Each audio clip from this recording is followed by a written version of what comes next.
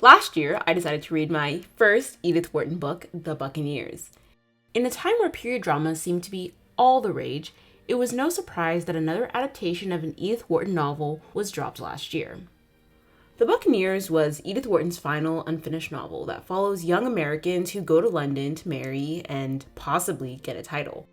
The main protagonist is a girl named Nan, who has a governess, Miss Testvalley, that helps her find a husband, which ends up being a duke. As the book goes along, leaving what you know isn't all it's cracked up to be. Nan connects with Guy, who seems to be a better match. The other girls that we hear about throughout the book are Nan's sister Ginny and her friends Conchita, Lizzie, and Mabel. Lizzie and Mabel are sisters. Now, the Buccaneers have been adapted to screen before, in 1995 to be exact. But this video won't be centered on comparing the book to the television series, because to be honest, both adaptations deviate from the book. This video will be about the Buccaneers and what it tells us about the importance of having a choice.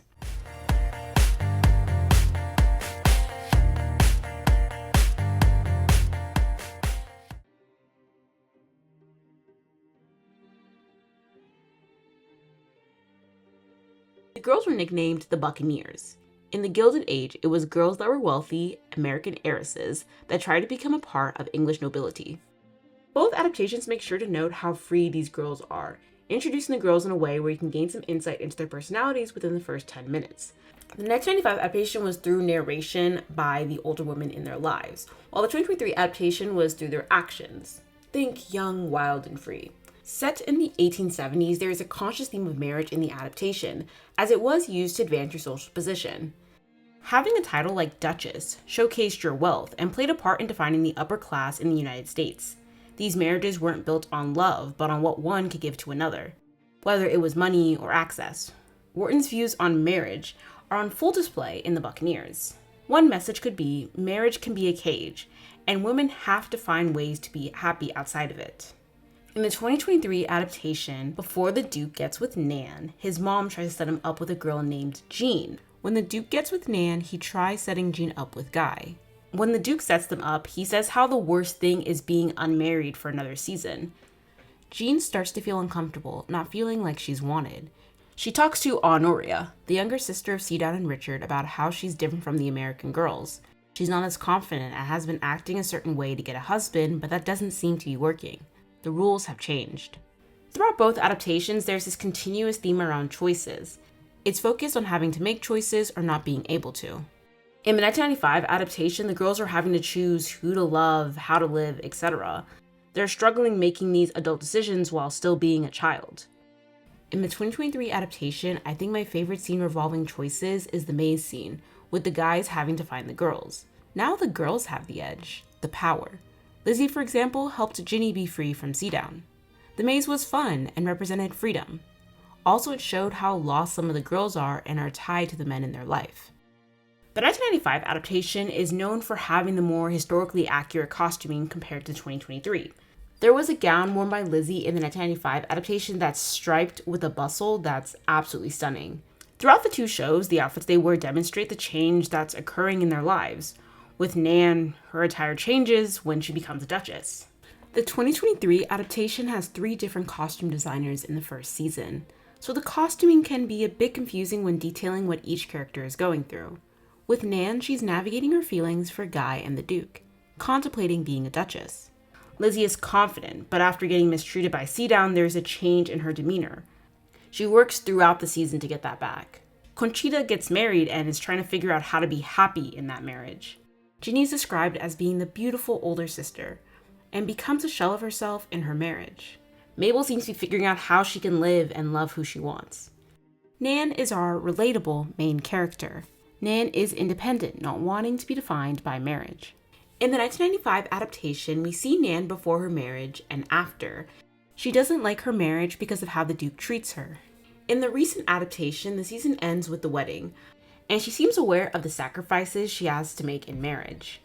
According to the limits of the Cosmopolitan experience in Wharton's The Buccaneers, Melanie Dawson writes, Nan's attitude, reverent and respectful, though it is nonetheless becomes a self-set trap. As her naivete and romanticization of history allow her to consider her conversations with objects more significant than her interactions with their far more prosaic owners. The particular trap into which Nan falls is that she romanticizes her English adventure, believing that her interests in valuable and historical objects in turn inscribe her worth. Moreover, the belief that her curiosity affords her communion with material history lulls Nan into a fantasy of cross-cultural communication, a cosmopolitan fantasy of a world without boundaries. Nan's storyline this season is working towards her marrying the Duke. The Duchess tells Nan how the Duke is the main event at the wedding and how she needs to stand silently beside him. In the 1995 adaptation, the Duke goes by Julius. In the 2023 adaptation, the Duke goes by Theo. That's going to be important when talking about both of them. The biggest thing to know about the Duke is that he likes the idea of Nan. He likes that she doesn't know who he is. One of the biggest differences in the two adaptations is the portrayal of Julius/Theo. The 1995 adaptation has Julius be an awful partner to Nan. Julius wants a wife that's obedient and knows her place. One particular change I don't really like is making Julius rape Nan, and then have him appear in bed with a man. Having Julius be abusive and tying it with the sexuality sends a harmful message. Eleanor Hersey explains this better than I can.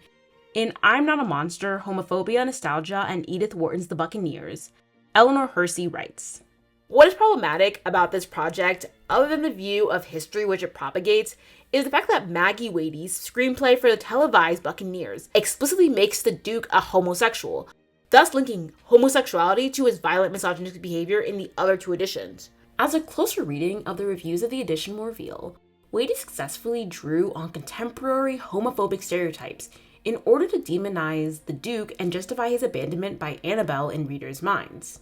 Even more problematic is that this demonization of the Duke is done in the name of feminism.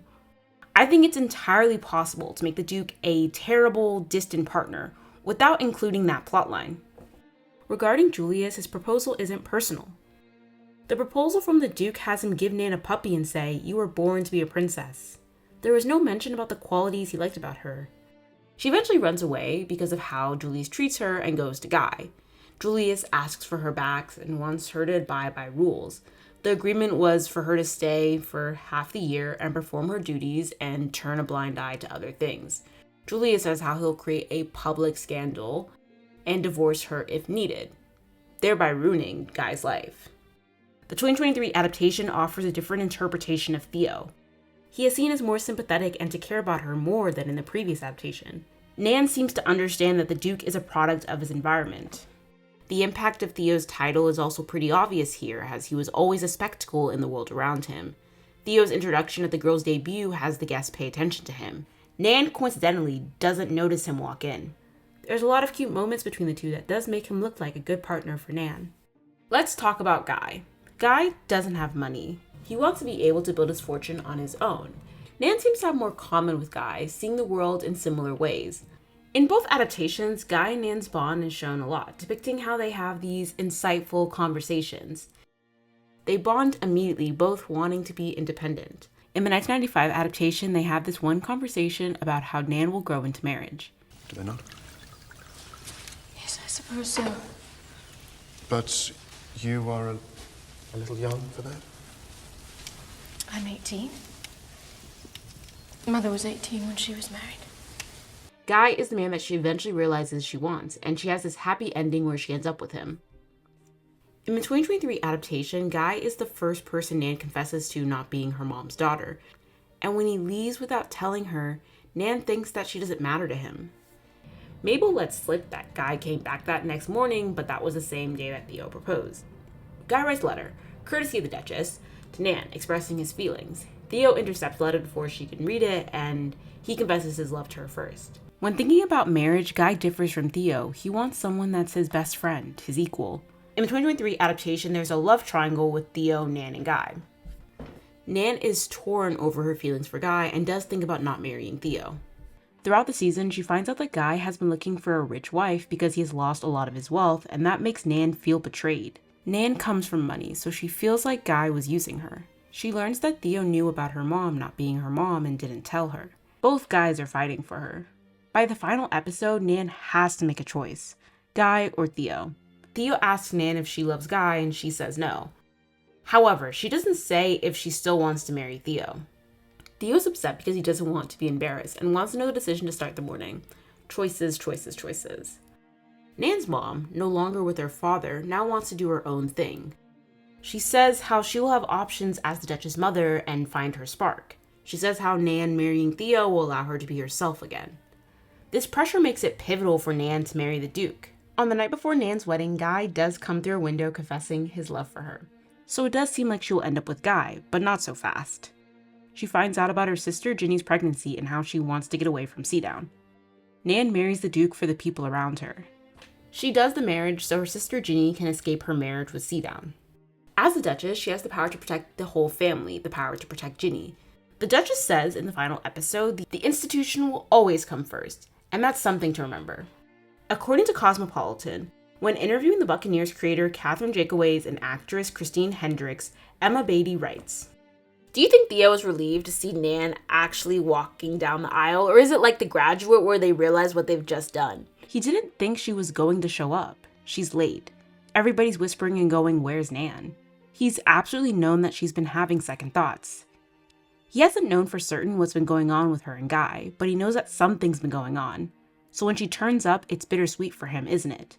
Because it's yes, she's chosen me, but it's not unadulterated joy. He's as trapped as anybody else. There was a time that he thought he and Nan could be really happy, but nobody wants to marry someone who, for the last few weeks, has barely been able to look at you. There was some fast decision making on everyone's part there. It's a great cliffhanger because you think, well, wait a minute, are they plotting to be together? Are they about to scam the Duke? Or was this truly made of love? There is a little bit of like, what have we just done? The final episode is more than just Nan making her final decision.